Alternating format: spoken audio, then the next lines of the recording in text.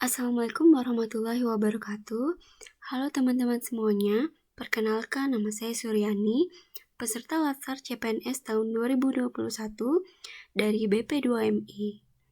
Pada video kali ini, saya akan berbagi pengalaman tentang pelajaran apa sih yang sudah saya dapatkan setelah mempelajari materi Latsar Agenda 1 dan Agenda 2. Tapi sebelumnya mungkin saya akan jelaskan dulu ya materi Agenda 1 dan Agenda 2. Mari kita simak.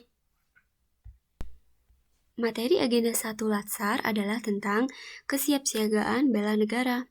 Apa sih bela negara itu?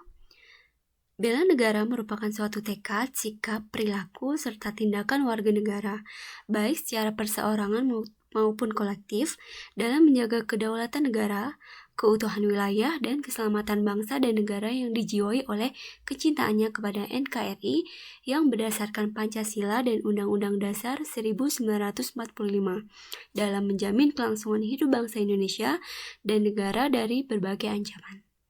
Terdapat 5 indikator nilai dasar bela negara, antara lain, yang pertama, cinta tanah air. Yang kedua, sadar berbangsa dan bernegara. Ketiga, setia pada Pancasila sebagai ideologi negara. Yang keempat, rela berkorban untuk bangsa dan negara. Serta yang kelima, mempunyai kemampuan awal bela negara. Banyak hal yang dapat kita lakukan untuk menanamkan sikap dan perilaku bela negara dalam kehidupan sehari-hari. Contohnya, menjaga kebersihan lingkungan dengan tidak membuang sampah sembarangan. Walaupun terkesan kecil, tindakan itu masuk dalam indikator nilai dasar bela negara loh. Selanjutnya, saya akan sedikit menjelaskan tentang materi latar agenda yang kedua, yaitu nilai-nilai dasar PNS, yang disingkat menjadi ANEKA.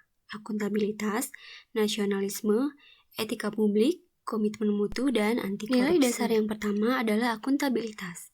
Akuntabilitas adalah pertanggungjawaban yang harus dicapai. Akuntabilitas merujuk pada kewajiban setiap individu, kelompok, atau institusi untuk memenuhi tanggung jawab yang menjadi amanahnya. Akuntabilitas publik terdiri dari dua macam. Yang pertama, akuntabilitas vertikal, yaitu pertanggungjawaban atas pengelolaan dana kepada otoritas yang lebih tinggi, dan akuntabilitas horizontal, yaitu pertanggungjawaban kepada masyarakat luas. Akuntabilitas ini juga memiliki beberapa tingkatan. Yang pertama, akuntabilitas personal, individu, kelompok, organisasi, serta stakeholder. Nilai dasar yang kedua adalah nasionalisme. Nasionalisme adalah suatu sikap politik dari masyarakat suatu bangsa yang mempunyai kesamaan kebudayaan dan wilayah serta kesamaan cita-cita dan tujuan. Dengan demikian, masyarakat suatu bangsa tersebut merasakan adanya kesetiaan yang mendalam terhadap bangsa itu sendiri. Kita dapat menanamkan nilai nasionalisme dengan mengamalkan nilai-nilai Pancasila, seperti contohnya selalu bersyukur, beribadah sesuai dengan agama dan keyakinan, menghormati rekan kerja yang berbeda agama dan keyakinan, menolong rekan kerja yang sedang membutuhkan bantuan, berteman tanpa memandang sara, mengikuti pemilihan umum, berdiskusi dengan rekan kerja terkait program kerja yang akan dilaksanakan, serta disiplin dan tepat waktu dalam bekerja. Nilai dasar selanjutnya adalah etika publik. Etika publik adalah refleksi standar atau norma yang menentukan baik atau buruk maupun benar atau salah suatu perilaku, tindakan, dan keputusan untuk mengarahkan kebijakan publik dalam rangka menjalankan tanggung jawab pelayanan publik. Etika publik memiliki 3 dimensi. Yang pertama, kualitas pelayanan publik. Yang kedua, modalitas serta tindakan integritas publik. Nilai dasar yang keempat adalah komitmen mutu. Komitmen mutu merupakan pemahaman konsep mengenai efektivitas, efisiensi, inovasi, dan mutu penyelenggaraan pemerintah. Efektivitas merupakan sejauh mana sih sebuah organisasi dapat mencapai tujuan yang ditetapkan. Sementara itu, efisien merupakan jumlah sumber daya yang digunakan untuk mencapai tujuan organisasi. Efisien ditentukan oleh berapa banyak bahan baku, biaya, dan tenaga yang dibutuhkan untuk mencapai sebuah tujuan. Dari kedua definisi tersebut, dapat disimpulkan bahwa karakteristik utama yang menjadi dasar untuk mengukur tingkat efektivitas adalah ketercapaian target yang telah direncanakan, baik dilihat dari capaian jumlah maupun mutu hasil kerja, sehingga dapat memberikan kepuasan, sedangkan tingkat efisiensi diukur dari penghematan biaya, waktu, tenaga, dan pikiran dalam menyelesaikan kegiatan. Sementara itu, inovasi muncul karena adanya dorongan kebutuhan organisasi atau perusahaan untuk beradaptasi dengan tuntutan perubahan yang terjadi di sekitarnya. Di sisi lain, mutu merupakan suatu kondisi dinamis berkaitan dengan produk, jasa, manusia, proses, dan lingkungan yang sesuai atau bahkan melebihi harapan konsumen atau pengguna. Nilai dasar ASN yang kelima adalah anti korupsi. Untuk dapat menghindari korupsi, tentunya kita harus mengenal terlebih dahulu apa sih jenis-jenis korupsi. Nah, terdapat 7 jenis korupsi teman-teman, yaitu yang pertama, kerugian keuangan negara, yang kedua suap menyuap, penggelapan dalam jabatan, pemerasan, perbuatan curang, benturan kepentingan dalam pengadaan, serta gratifikasi. Setelah mengenal jenis-jenis korupsi, kita dapat menanamkan 9 nilai dasar anti korupsi, yaitu jujur, peduli, mandiri, disiplin, tanggung jawab, kerja keras, sederhana, berani, dan adil. Selain itu, kita juga bisa menerapkan lingkungan yang berintegritas, yaitu yang pertama, memperbanyak teman yang berperilaku positif. Yang kedua, memperbanyak artefak atau simbol dan lingkungan berintegritas sejarah yang akan memberikan makna atau inspirasi untuk melakukan perilaku positif dan akan selalu ingat akan kebaikan dan kebenaran. Yang ketiga, memperbanyak rutinitas atau ritual positif. Serta yang keempat, membangun atau menjalankan sistem integritas, misalnya dalam kepemimpinan, struktur organisasi, sistem pengendalian, dan lain sebagainya.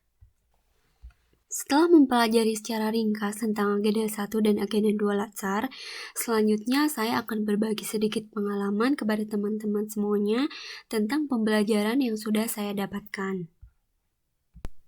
Yang pertama, bela negara ternyata tidak hanya tentang perang dan senjata. Sebelum mempelajari materi kesiapsiagaan bela negara, yang ada di pikiran saya sebelumnya tentang bela negara adalah tentang perang.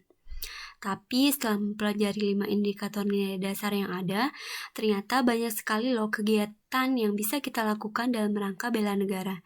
Contoh sederhana dengan menjaga lingkungan sekitar, yaitu dengan tidak membuang sampah sembarangan, atau dengan merawat tanaman, atau juga dengan rajin berolahraga.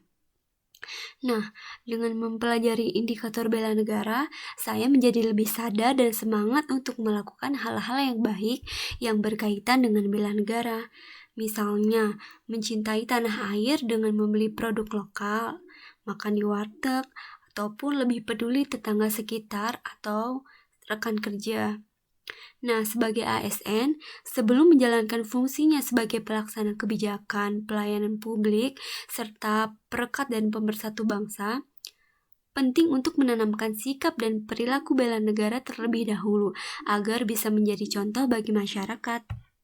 Pembelajaran yang kedua adalah tentang akuntabilitas. Akuntabilitas ternyata sangat penting bagi ASN untuk membangun kepercayaan pada masyarakat, karena kegiatan pelaksanaan kebijakan publik maupun pelayanan publik dibiayai oleh APBN. Adanya akuntabilitas juga mengajarkan kepada ASN agar lebih bijaksana dan berhati-hati dalam menjalankan pekerjaannya, serta mencegah adanya godaan melakukan korupsi. Pembelajaran yang ketiga adalah sikap anti korupsi. Seperti kita ketahui bahwa kasus-kasus korupsi yang ada di Indonesia selama ini sangatlah banyak dan melibatkan jumlah uang yang tidak sedikit. Apabila semua ASN menetapkan sikap anti korupsi, maka kita dapat menggunakan APBN secara maksimal untuk kemakmuran rakyat. Pembelajaran selanjutnya adalah tentang etika publik. Sebagai ASN, kita perlu menanamkan etika publik yang baik agar menjadi contoh untuk masyarakat. Dengan demikian, citra-citra negatif yang ada selama ini diharapkan secara perlahan-lahan dapat berganti menjadi citra positif yang dapat membangun kembali kepercayaan masyarakat kepada ASN. Pembelajaran selanjutnya adalah tentang nasionalisme yang ternyata dapat dimulai dari lingkup terkecil, yaitu diri sendiri. Untuk selanjutnya, saya akan sedikit bercerita tentang pengalaman saya ketika mengerjakan tugas individu dan tugas kelompok. Untuk yang pertama, pengalaman mengerjakan tugas individu. Meskipun latsar kali ini dilakukan secara daring, tapi tugas-tugas yang diberikan cukup banyak. Ada learning journal, tugas individu, dan juga tugas kelompok. Nah, hikmah yang bisa saya ambil di sini adalah tentang manajemen waktu. Bagaimana saya bisa menyelesaikan tugas tepat waktu secara optimal dan tidak asal-asalan. Tapi ternyata, dari aktivitas menjalankan tugas, saya juga bisa menerapkan nilai dasar ASN loh, yaitu komitmen mutu dan akuntabilitas. Sebelumnya, saya tidak bisa nih bikin video dan edit. Tapi karena adanya tugas ini, saya jadi bisa belajar untuk membuat video dan editingnya. Selain itu, saya juga belajar nih bagaimana menampilkan materi dengan tampilan yang menarik. Nah, untuk output dari tugas itu sendiri ternyata juga bagian dari akuntabilitas. Jadi, ketika mengerjakan tugas, saya juga bisa menerapkan nilai-nilai dasar ASN.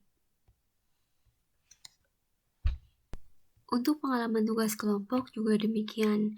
Di sela-sela waktu mengerjakan tugas individu, saya dan teman-teman satu kelompok bersama-sama mengerjakan tugas secara jarak jauh. Dari hal ini, kami bisa menerapkan nilai nasionalisme, yaitu saling bekerja sama. Selain itu, kerja kelompok juga merupakan penerapan nilai komitmen mutu. Di sini, saya dan teman-teman satu kelompok saling bertukar pikiran. Jadi, jika ada hal-hal yang belum saya ketahui, saya dapat bertanya kepada teman, maupun sebaliknya, sehingga kita dapat bersama-sama belajar.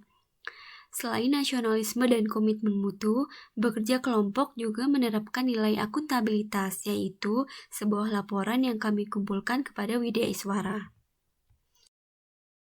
Nah, untuk video kali ini saya cukupkan di sini dulu ya teman-teman. Semoga bermanfaat. Assalamualaikum warahmatullahi wabarakatuh.